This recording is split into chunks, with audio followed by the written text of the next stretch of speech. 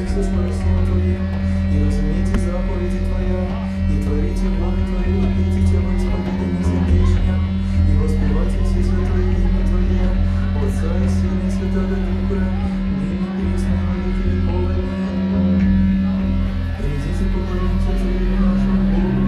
придите, поклонимся и припадем Христу, Царю нашему Богу, придите, поклонимся и припадем самому Христу,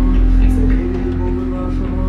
помилуй меня, Боже, по великой милости Твоей, и по множеству щедрот Твоего все беззакония моя,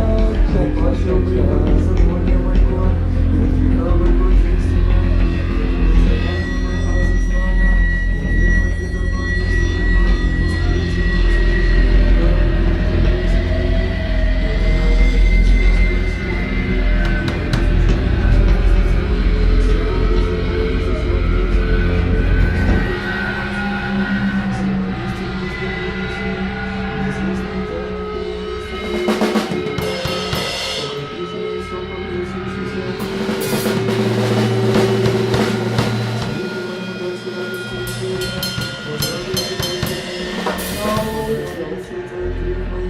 и вся беззаконие мое очисти,